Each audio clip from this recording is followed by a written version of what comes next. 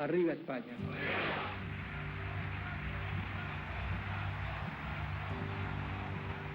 For a long time, he was considered a second-rate dictator.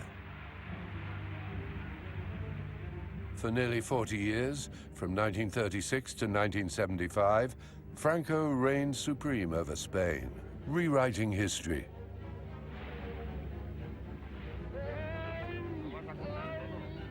How, in the middle of the 20th century, did he manage to stay in power longer than all the others? Francoism was a method, a political method to crush the people.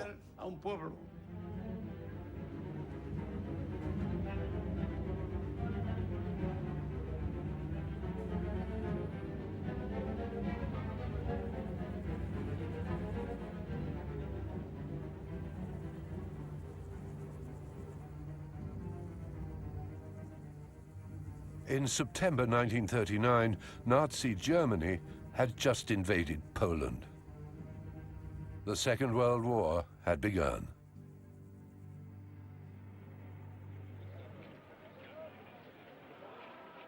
Here in this monastery, Franco summoned the Spanish and the international political elite. Among them, Hitler's representative. Marshal Pétain, the new French ambassador to Madrid, was there too. The French Republic had appointed this prestigious soldier to convince Franco not to enter the war on the side of the Nazis. Everyone was watching the new dictator and his new regime, Francoism. Historians were to call it National Catholicism in reference to Hitler's National Socialism. On that day, the Caudillo demanded from his deputies an oath of loyalty, with a fascist salute there in front of the crucifix. Juráis servir con lealtad a España, a la falange española tradicionalista y de las Fontes, servirme con fidelidad, así como a los principios fundamentales del Estado y de la Revolución Española. Don Ramón Serrano Quillo, presidente de la Junta Política. Sí lo juro. ¡Arriba España! ¡Arriba! The dictator then awarded himself all the powers.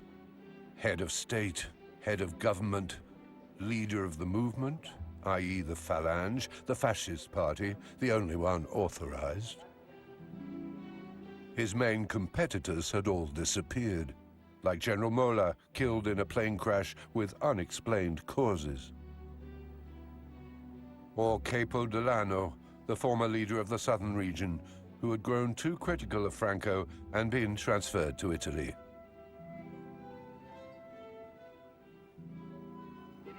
And then there was the founder of the Phalange, Primo de Rivera, the former great hope of the Spanish fascists. He was shot by the Republicans during the Civil War, and Franco didn't lift a finger to try and save him. But now he made him a national hero. His remains were carried in solemn procession around the country.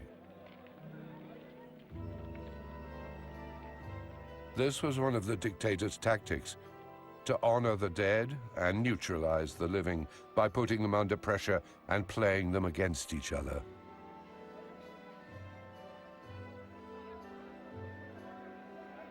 At the age of 46, the dictator now relied on his brother-in-law, lawyer Serrano Suñer, whom he had appointed as foreign minister. A radical, favorable to the Nazis. By reason and by feeling, said Suñer, Spain must be on the side of Germany and Italy.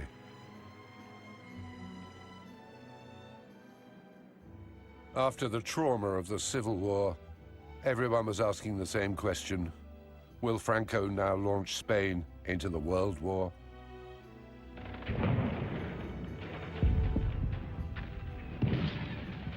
In June 1940, he watched the French army collapse in front of the Germans. The Caudillo intended to take advantage of this defeat to advance his own interests.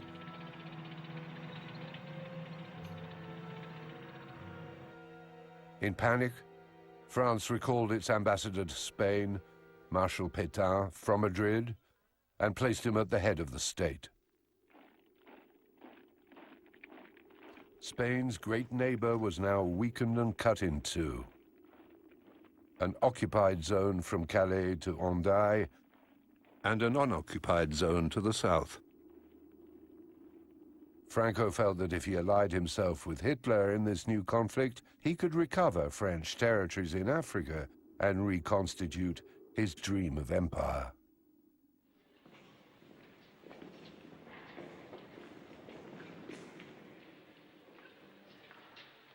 But on Hitler, the Francoists were divided. For me, Hitler was a nefarious character who did a lot of harm. He shot his own comrades who brought him to power. He allied himself with the communists and Stalin to invade Poland. He invaded any country he wanted, even if it was neutral. The persecution in the concentration camps. Hitler was not as bad as they say.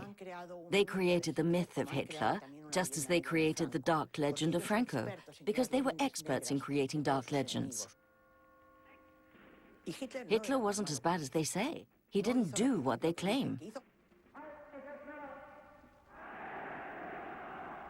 Long live Spain. May Spain arise. Another pitfall regarding entering the war was that Spain was bled dry and unable to launch a new conflict. To prevent Franco from falling into the war on Germany's side, the United States and Great Britain both threatened to interrupt their exports of grain and fuel to Spain.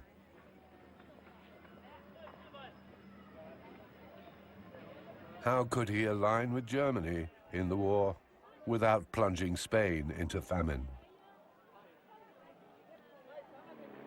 Franco decided to make this an argument. In the autumn of 1940, he sent Suñer to meet Hitler to make money out of Spain's entry into the war on the side of the Nazis. He was there to deal. Yes, Spain would participate in the struggle, but on the condition that Hitler supplied it with cereals, fuel, and industrial products to replace English and American exports. Franco added other beneficiaries to his list: French Morocco and part of Algeria, which was also French.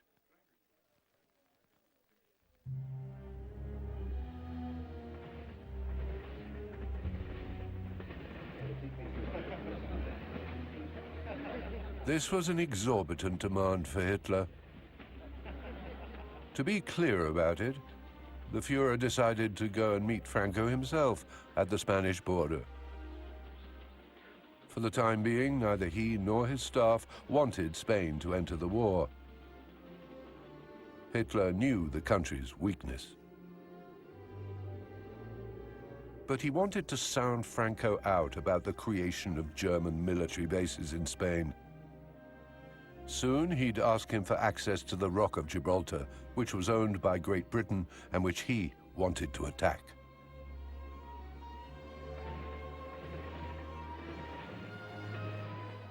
The two dictators were to meet in Hendaye. One small humiliation for Franco was that his train was 8 minutes late due to a Spanish colonel miscalculating the timetable. They'd never met before, and quite unexpectedly, they didn't exactly get along.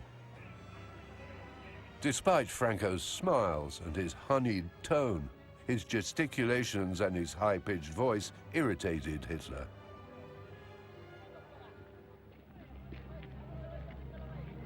"I would rather have 4 teeth pulled out than talk to that man again," the Führer said.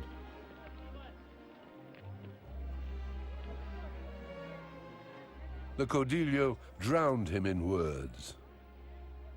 As expected, he asked him for Morocco and Algeria. Impossible, Hitler replied. The French would revolt and their colonies would join the resistance. The Führer didn't want to antagonize France.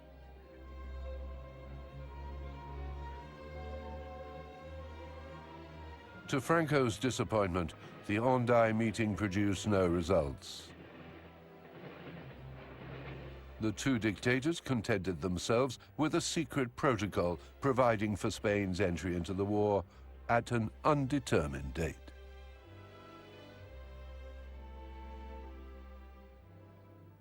On his way back to Germany, Hitler met Pétain and reassured him about his colonies. Algeria and Morocco would remain French. Ever the pragmatist, the Führer chose France as his main collaborator, to the detriment of Franco, who saw his dreams of empire crumble.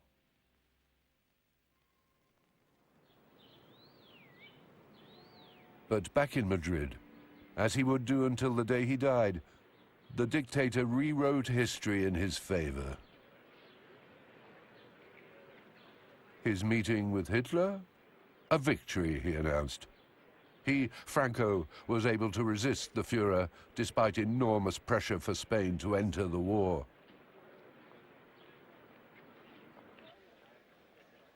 Total nonsense, the historians would say. But it did fit the myth that Franco wanted to impose on Spain, that of the great strategist who had managed to keep Spain out of the war. To this day, the last Francoists continue to believe in the legend of the skillful Galician. That's what they say about the Galicians. On a staircase, you don't know if they're going up or down. They're known for this skill, this flexibility. It seems that Franco was like that.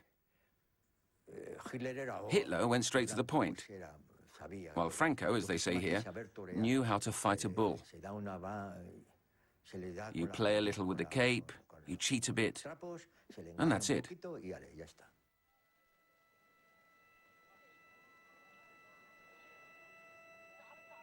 Did he always know himself what he really thought and wanted? Four months after Hendaye, Franco met with Mussolini, Hitler's ally. Germany and Italy were now actively seeking to drag Spain along with them and were putting pressure on him.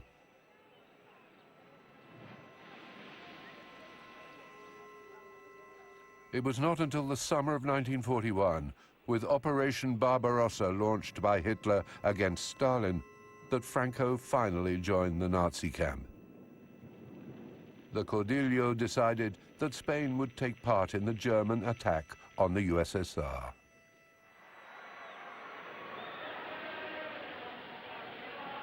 He'd found a shrewd new way to present the operation. Officially, it was not the Spanish army that was leaving for the Eastern Front. These soldiers were all volunteers. They formed the Azul Division, an expeditionary force of 45,000 men in German uniform.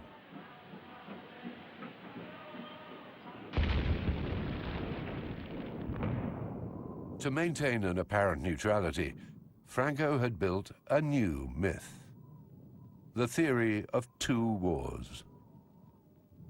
Spain was not going to war along with Germany against democracy, he maintained.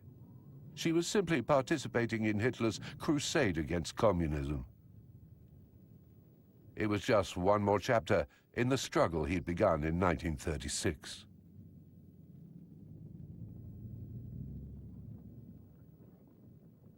Among those soldiers was Juan Chicharo's father and two of his uncles. My father told me why he went to Russia, because I asked him, "Why did you leave?"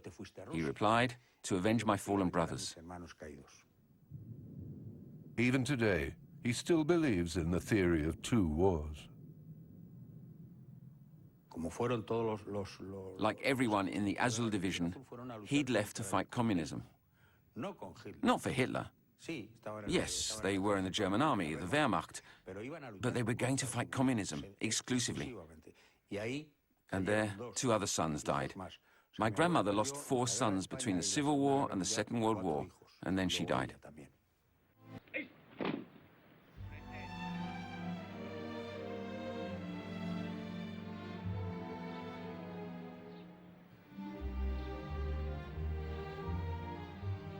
Franco was now 50. He settled here, far from the fury of the Second World War, in the Pardo Palace, north of Madrid, with his wife and child. This was a blessing for the former Foreign Legion officer. It was here in one of Charles V's hunting lodges, preserved in its original state, that he was to live for more than 3 decades. As Spain plunged into famine, Franco ensured he was treated like a monarch. He is afflicted with altitude sickness and convinced that God has led him to this place for a great purpose, said a general. From now on, he was to be called His Excellency. In the churches, he would appear on a dais carried by priests, the privilege only of kings. His wife also received certain royal honors, just like Isabella the Catholic, who hung in the couple's apartments. Was he sincere in his faith? Although he'd shown only lukewarm devotion in his youth, he did attend Mass almost every morning. He never traveled without the relic of Saint Teresa of Avila's hand in a suitcase, which he had placed in his bedroom.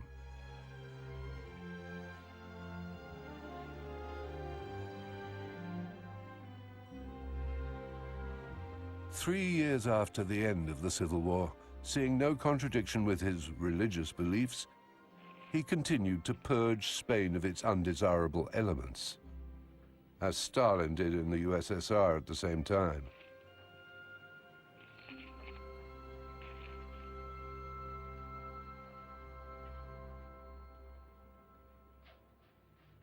Court decisions would arrive on his desk, which he would confirm or not. Between 1939 and 1945, in order to treat the evil at its root and nip in the bud any dissent, 20,000 more Republicans were executed. Like the father of this man, Tomas Montero, a socialist shot against this wall. There. There it is. No, Franco signed all the death sentences himself. He had no problem signing them. Once he'd signed them, they were brought here to the cemetery to be shot. He was totally responsible. One change, however, was that the so-called wild shootings of the early days had stopped. Repression was now legal, and executions were ordered by military courts. This man, Arturo Lodero, was shot in April 1940 in this same cemetery.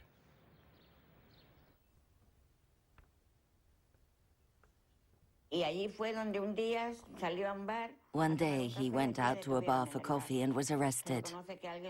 We know that someone had denounced him.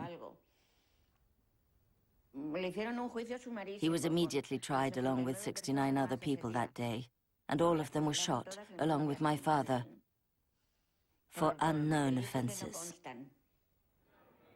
No motive, no appeal, a travesty, despite what Franco's supporters may say today.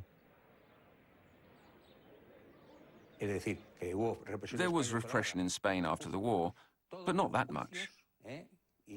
Everything was done with lawsuits, legally.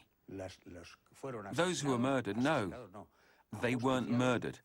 They were sentenced to death for murder. Yes, of course. They were Franco's laws. Of course it was legal. They were tried by a military court with a lawyer and a defense. So yes, it all looked quite legal. Everything was faked. These were trials, but when you walked in, the sentence was already fixed. No one was listened to. And the judges, of course, were all military.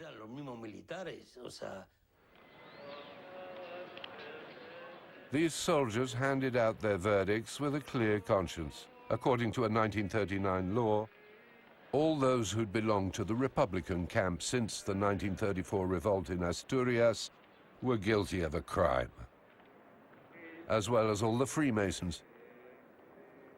Freemasonry had become Franco's obsession, just as the Jews were Hitler's obsession. Franco wanted to eliminate the enemy. The definition of fascism is the elimination of the enemy by any means. Among these means was the creation of the Spanish Cortes, a pseudo-parliament that Franco used to pass his laws.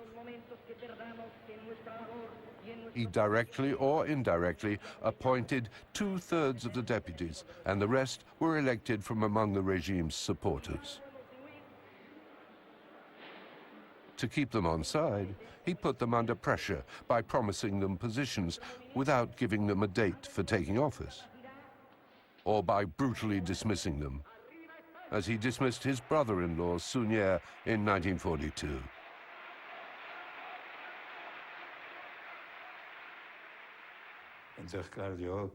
So, of course, ask me about Franco and I tremble, just thinking that this person was in power in Spain and did everything he did for 40 years.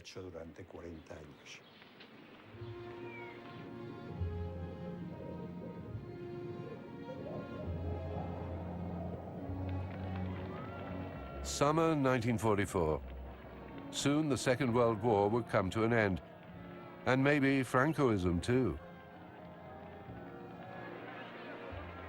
After landing in Normandy, the Allied troops began to liberate Western Europe. Who would imagine that Franco, an ally of the Nazis on the Eastern Front, could remain in power? The Caudillo learned that Spanish Republicans integrated into Free France were among the first to have liberated Paris. It came as a blow. While assuring the United States of his neutrality, Franco never ceased to make promises to the Germans. But apart from the USSR campaign, he hadn't really been involved. He now faced unanimous opposition. "A pompous ass," said the Nazi Goebbels in Berlin.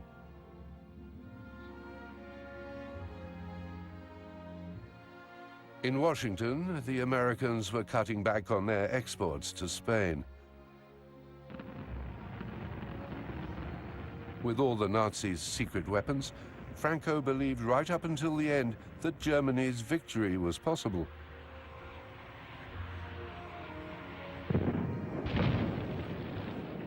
But in April 1945, Hitler's suicide and Mussolini's execution left him unmoved. The Caudillo knew he would have to use all his skill to save his skin.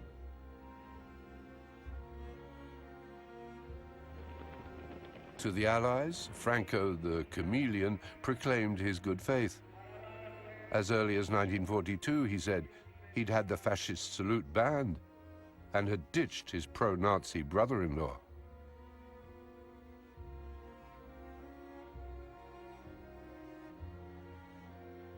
He was scared of nothing, not even ridicule. In 1945, the man who had had 150,000 civilians shot within nearly 10 years dared, without joking, to present himself to the Spanish as a man of peace.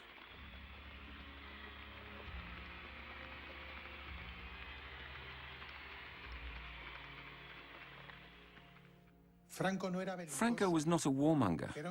He was a soldier, but he preferred peace because he knew what war was. But no one was fooled anymore, and he was heavily sanctioned. In December 1946, the newly created United Nations voted to sideline Spain.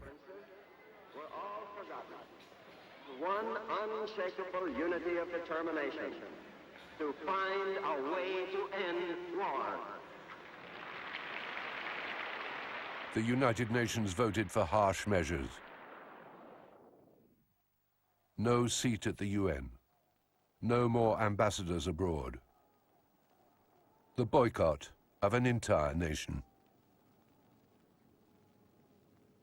As long as it is a dictatorship, said the UN, Spain will be kept in quarantine.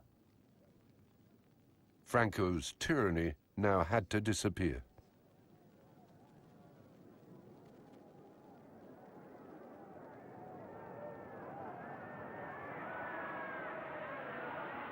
But it would survive, because Franco knew how to wait.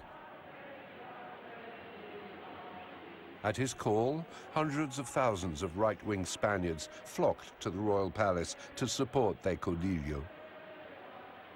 Franco was delighted. No one has the right to intervene in the affairs of our nation, he told them.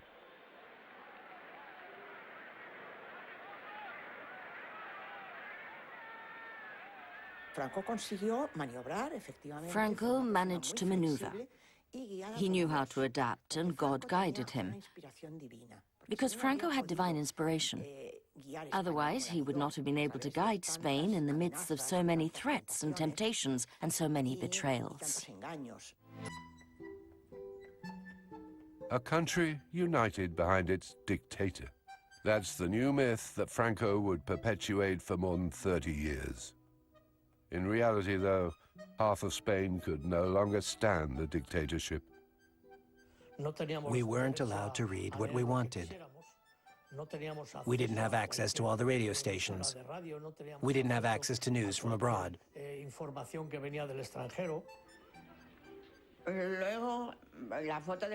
We had Franco's portrait in every room. In the dining room, it was everywhere. As soon as you woke up, you had to start praying. And then before meals, we had to say, "Long live Franco." Why couldn't we have been like France, Italy, Germany, a normal democracy? No, for 40 years, we couldn't even open our mouths. You were sent to prison. We women under Franco, we were nothing. Nothing but the servants of men, right-wing men, of course. In fact, my mother had to act as if she was right-wing. Despite her pain, after the right shot my father, she had to pretend she was on the right too, so as not to be imprisoned. Fear. All the time fear.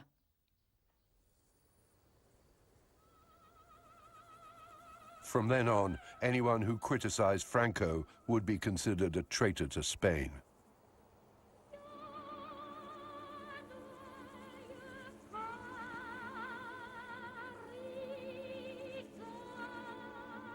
In the province of León, Francisco Martínez López overcame his fear.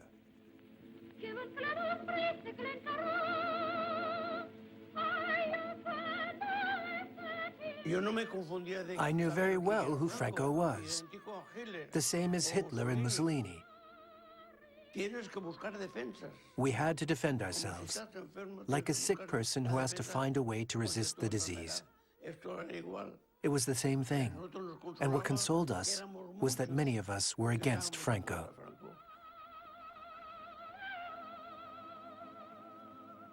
As soon as the Civil War ended, thousands of young Republicans joined the guerrilla warfare against the dictatorship.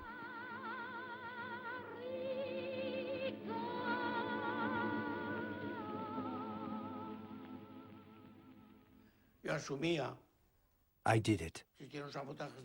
Sabotage of trains, sabotage in the factory where I worked. Electricity pylons with dynamite we got from the mines.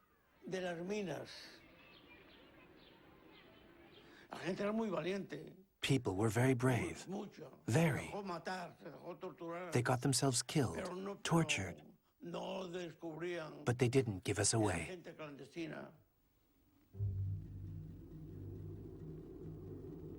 Guerrilla war wasn't enough to get Franco off his throne. Too much propaganda, too much censorship, denunciation, police, and snitches in the villages.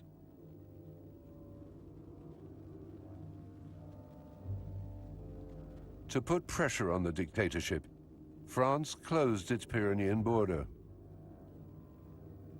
But the Allies decided that they wouldn't intervene to help the guerrillas for fear of restarting the Civil War. Spain was a vacuum. The long, dark night of post-war Francoism had begun. But the dictator could handle it. The worse the news, he said, the more reason to smile.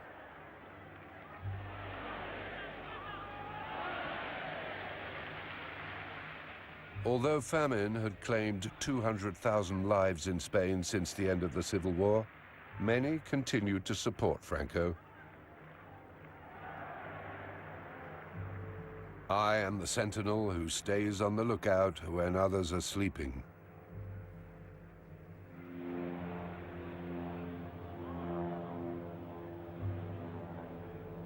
Franco took every opportunity to camouflage his dictatorship. In 1947, in Madrid, he welcomed Eva Perón, the wife of Argentine dictator Juan Perón. In the midst of the international blockade, the beautiful Evita had agreed to come to Spain, and Franco saw it as a triumph, a personal one. As a showcase for Francoism, the young woman received the Great Cross of Isabella the Catholic. The regime has to defend itself and grit its teeth to the core, said Franco.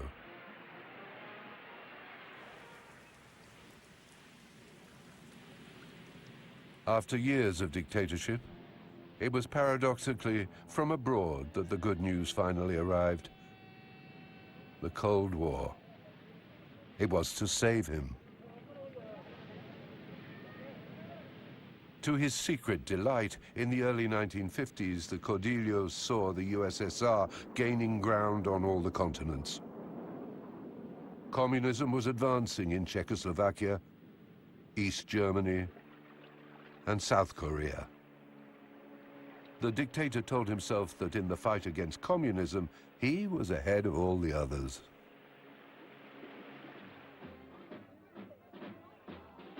After 17 years of dictatorship, Franco was happy to grant military bases on Spanish soil to the American army.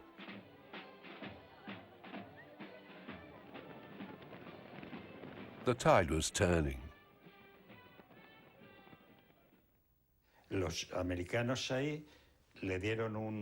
The Americans put a varnish on Francoism by polishing it up in exchange for military bases. And to get those bases, they softened Franco's image a little. Y se pasa a tomar votación sobre España. Bolivia, yes. Brazil, yes. Burma, yes. Canada, yes.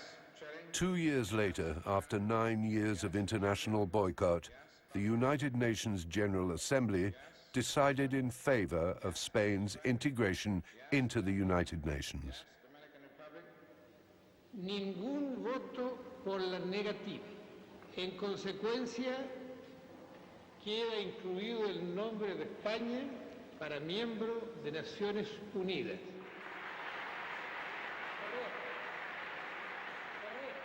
Untouchable, Franco had survived once again. He'd won. The cherry on the cake came 4 years later. Hitler's former ally welcomed to Madrid the man who triumphed over Nazism. American President Eisenhower, former Generalissimo of the Allied forces in Europe. I was there that day. I saw them embrace each other. A very friendly, very cordial embrace. One more miracle from Franco. The miracle was to be with the one who could help Spain, because what mattered to him was Spain. At times it was Hitler who helped Spain, and then it was the United States with Eisenhower. The hundreds of thousands of victims of Francoism were forgotten.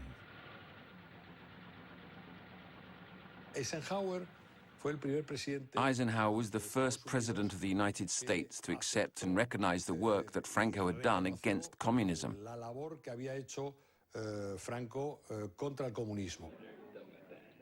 If Spain had fallen into the hands of the communists, all of Europe would have fallen too. France, Italy. My grandfather prevented Stalin from imposing a Soviet state in southern Europe. Franco, the defender of the Christian West. This had been the argument of the Francoists since 1936. Now it was the United States saying it, and that plunged the left into despair. No, it didn't look good to me. They could have exerted pressure to do something. They didn't. They never did until he died. There was no help. Well, it was a disaster. It was over. I said to myself, we've turned a corner.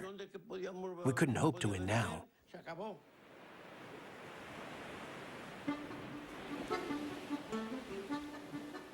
A total recovery. Quite an achievement. In 1959, Franco was 67.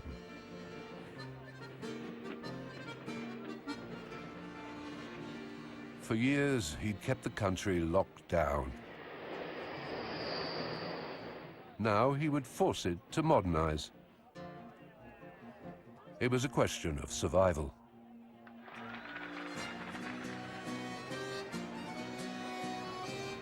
With the support of the United States, he called on his experts and technical ministers. Most of them belonged to Opus Dei, a traditionalist Catholic organization with roots in business and politics. He let them do their thing, and the results were amazing. 8% growth in the early 60s. One of the best results in the world. Every household would be able to afford its own Seat, the national car brand.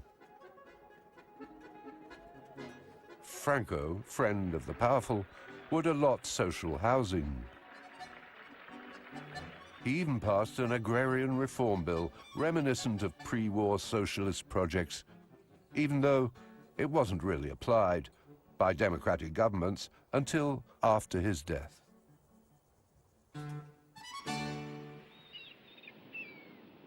The important thing was that the money flowed in with the tourists. They all rushed to Spain.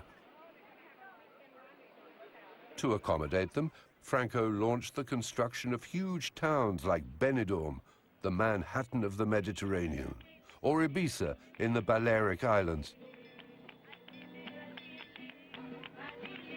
Under the sun of the dictatorship, and thanks to the tourists, he created a new social phenomenon in Spain, the middle class.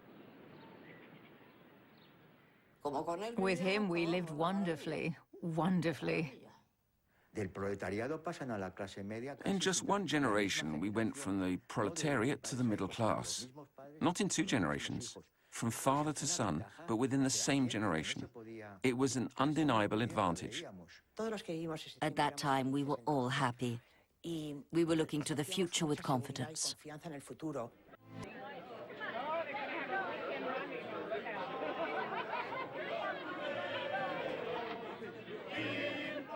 The 60s were a golden age for anyone who took advantage of the system. And for Franco's admirers, now, a time of nostalgia.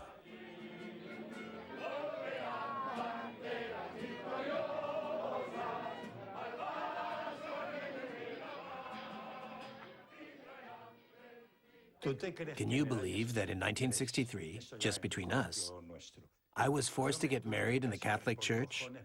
It was the only way to get married. A grandfather now ruled Spain from his Pardo palace, still with the same brutality. As if nothing had happened, he spent hours along with his oldest grandson, filming his family.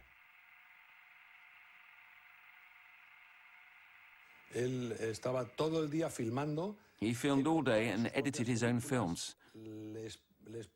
We grandsons helped him along with my mother in the summer in Galicia when he had time. He added soundtracks, music. It was his hobby. He made the films and edited them. At his home in Galicia, the quiet father of Spain spent a very long holiday. But even far away from Madrid, nothing escaped him. I have my grandfather's library, hundreds of books. And I'm amazed to see the hundreds of books that have his notes in the margins. He underlined in red what he didn't like, and in blue what he liked.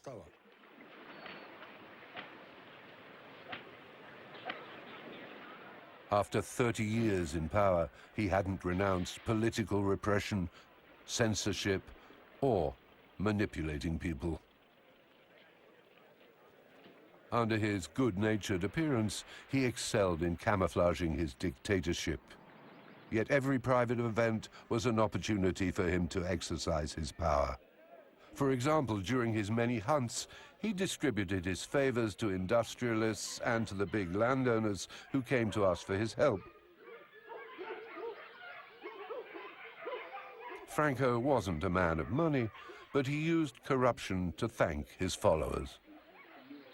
In the Middle Ages, he said, it was customary to distribute titles and lands to those who had distinguished themselves on the battlefield. Power is what turned him on.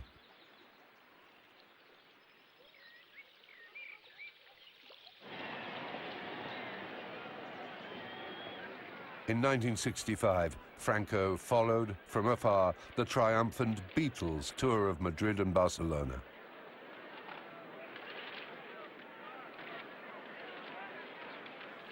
We were crazy about the Beatles. I love the Beatles, the Rolling Stones, and Deep Purple, and we listened to them every day. And he listened to them too, and thought just what I think about modern music like techno, that he didn't like it much.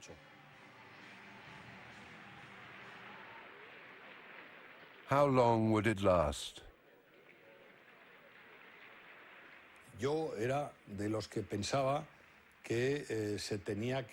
I was one of those who thought that he should have retired and left power to the new generation, because the elderly become conservative.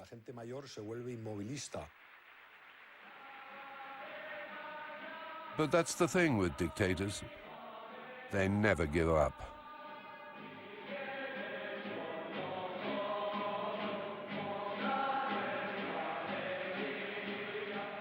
In 1969, however, a new character in his 30s appeared at his side.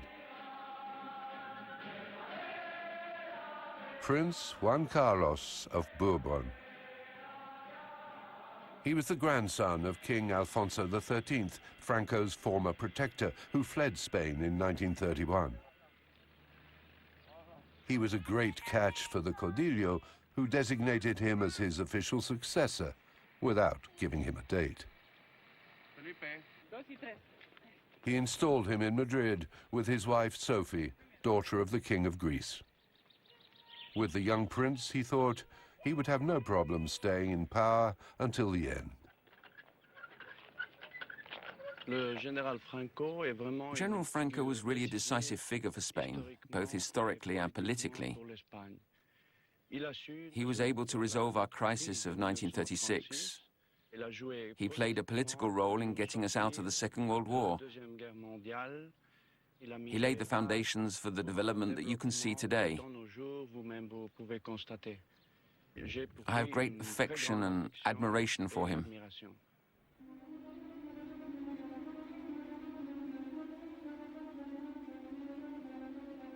Juan Carlos knew that a dictatorship and its political police didn't disappear just like that, especially if they believed they were indispensable.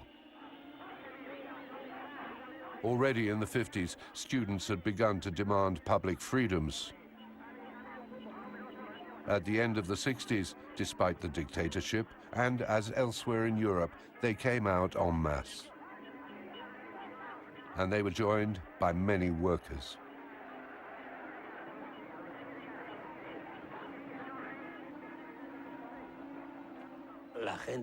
We, the people, went out in large numbers to demonstrate in Madrid. They could see that it was the beginning of the end for them, and for the dictatorship.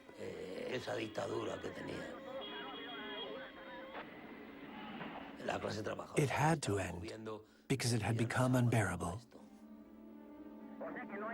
But it wasn't over yet.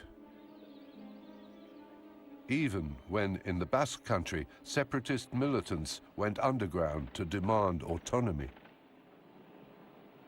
With their armed organization, ETA, they were committing attacks at the very heart of power. In 1973, one of them would kill the head of government. Above all, some Catholics were also rebelling. Since the Second Vatican Council in Rome, the Spanish clergy had been calling for democratic reforms and often added its voice to the underground Communist Party. A stab in the back for Franco, who'd relied on the church throughout his dictatorship. As ever, the response of the regime was bloody. Look at these Basque activists training to be tortured by the police.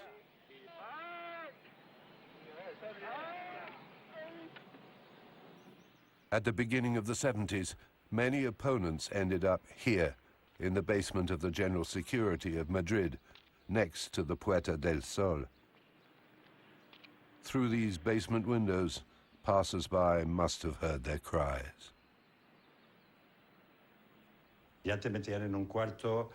They locked you in a room along with 7 or 8 lunatics, some of them with batons, others with phone books.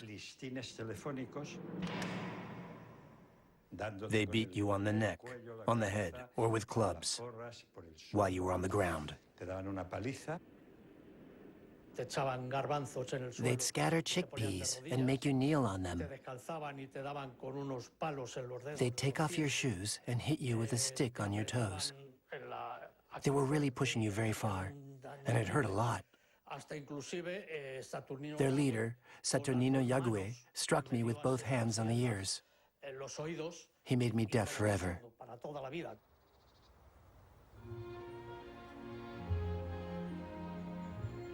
Franco, a career as dictator.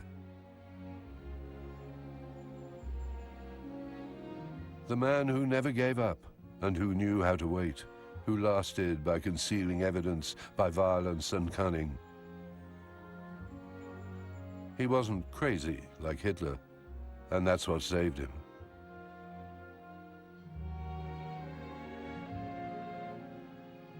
In the 1970s, people continued endlessly to visit him.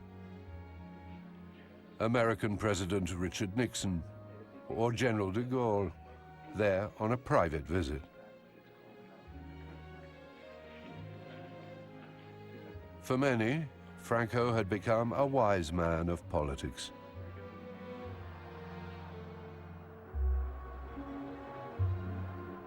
The last few years were endless, an ordeal for Spain and for Franco himself.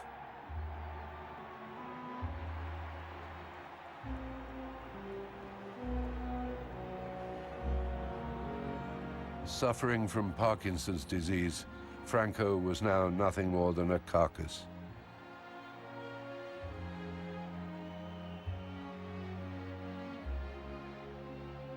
But he never gave up. In 1974, suffering from thrombophlebitis, he ceded power, at last, to Juan Carlos, only to take it back a month later, once he felt better.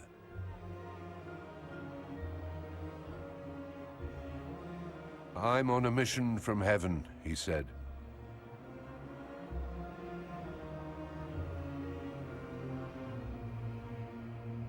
After much agony, he died on November the 20th, 1975, at the age of 83. Españoles, Franco ha muerto.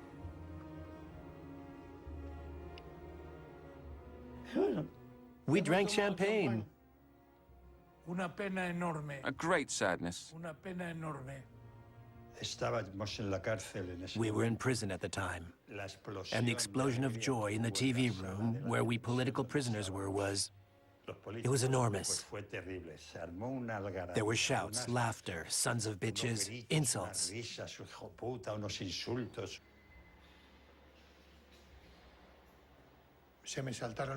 I had tears in my eyes. Then I put on a black tie.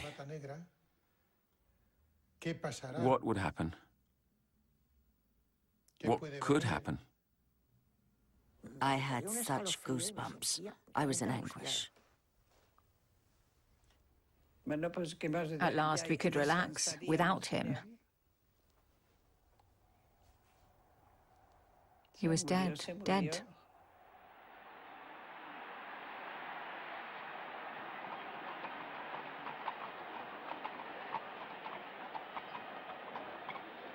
Surrounded by the right-wing crowd that had supported him since 1936, Franco was buried north of Madrid in the Valle de los Caídos, the Valley of the Fallen. He'd had this necropolis built by political prisoners who'd spent decades breaking up the rock for it. It was there that he would rest with thousands of Civil War fighters until 2019. When his remains were transferred to the municipal cemetery of the Pardo, where he had lived, at the request of the democratic government of Pedro Sanchez.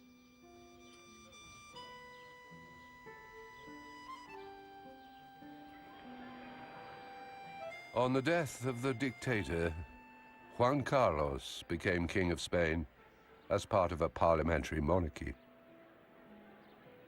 2 years later, in 1977, an amnesty was passed for all crimes committed on both sides,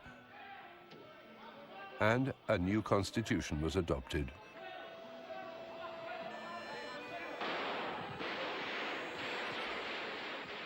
It was not until 1981, with an attempted far-right coup d'etat in Parliament, opposed by Juan Carlos, that the threat of a new Caudillo was definitively removed, and that Spain embarked at last on a new path.